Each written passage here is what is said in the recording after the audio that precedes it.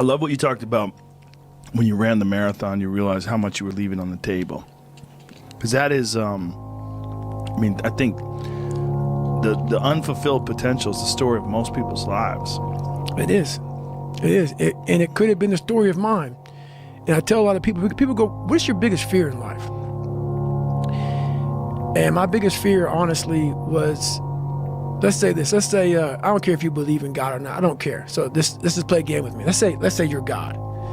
And we have a big fucking long line of people. And I made it to heaven. I'm 75 years old, I'm 300 pounds, I made it to heaven. I worked for Ecolab my entire life, spraying for cockroaches, that's what I did.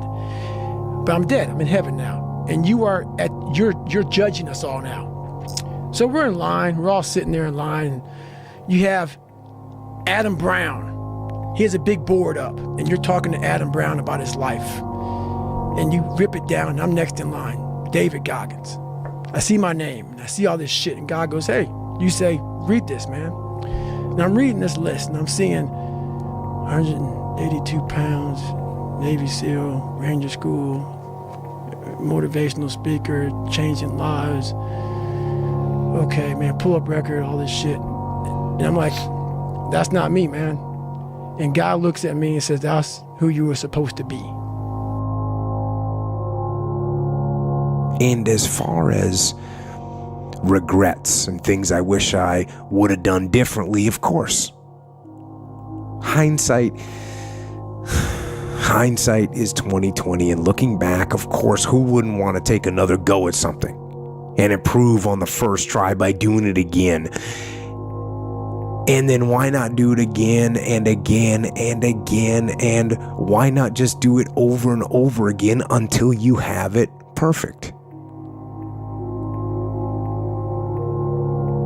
But the fact is, you don't get that chance. You get one shot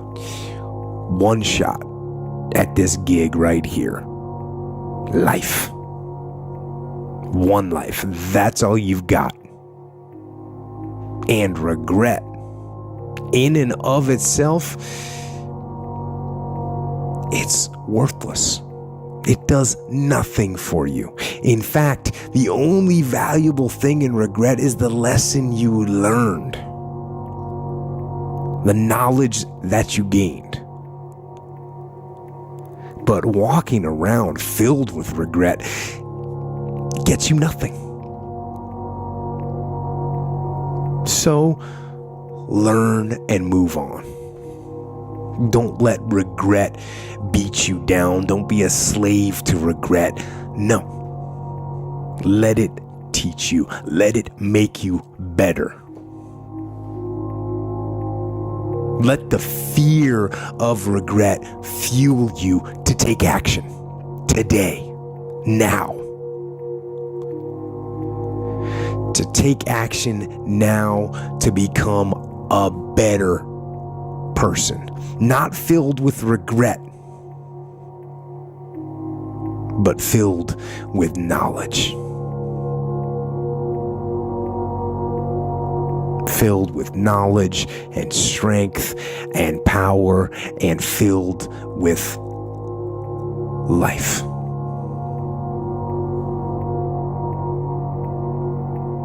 It's painful to understand how much of what you're doing isn't productive. So I'll give you an example. So I've done this a couple of times with classrooms full of students. Usually when I'm lecturing about career development, say, okay, how much time do you waste? So then I get the class to vote. How many of you waste 10 hours a day?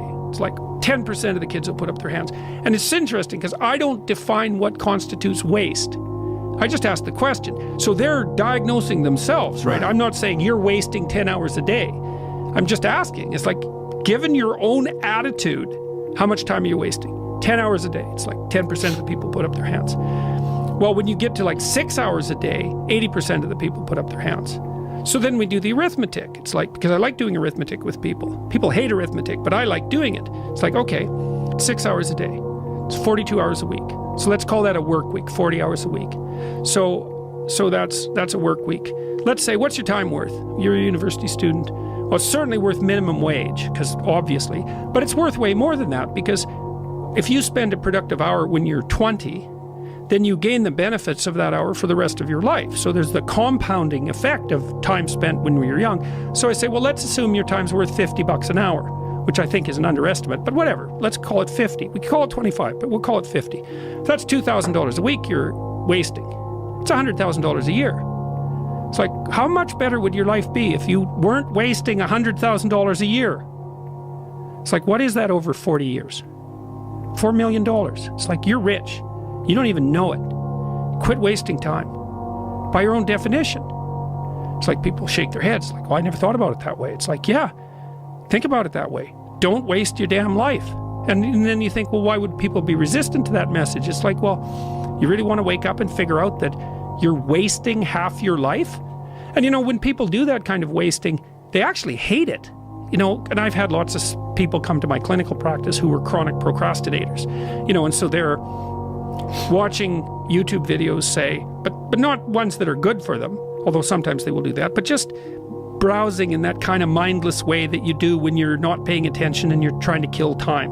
And people doing that, they feel bad, they get depressed, they feel anxious, they can't get away from it, they feel kind of quasi-addicted. That's what they're saying about social media now. It's a huge issue with young kids. Absolutely. But there's this feeling of kind of internal rot and corruption that goes along with it. It's like, yeah, well, you're wasting your life. It's like, so it's painful. It's painful to recognize that. Then it's painful to think, oh my God, look how undisciplined I am. I don't know anything. I can't use a schedule. I can't stick to a calendar. I don't have any aims. I don't know anything about the world, right? And maybe there's a part of me that's bitter because I haven't got everything already. And I'd just like to say, to hell with it. That's the recognition of the Jungian shadow. It's like, that's what makes you vicious and untrustworthy. All of that. No one wants to look at that. And no bloody wonder. But hey, the alternative is worse.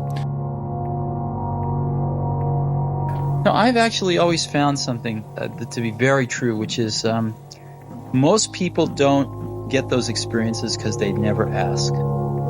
I've never found anybody that didn't want to help me if I asked them for help. I always call them up. I called up, this will date me, but I called up Bill Hewlett when I was 12 years old, and he lived in Palo Alto. His number was still in the phone book. And he answered the phone himself. He said, yes? He said, hi, I'm Steve Jobs. I'm 12 years old. I'm a student in high school, and I want to build a frequency counter. And I was wondering if you had any spare parts I could have. And he laughed, and he gave me the spare parts to build this frequency counter, and he gave me a job that summer in Hewlett-Packard, working on the assembly line, putting nuts and bolts together on frequency counters. He got me a job in the place that built them. And I was in heaven. And I've never found anyone who said no or hung up the phone when I called. I just asked. And when people ask me, I try to be as responsive, to pay that debt of gratitude back.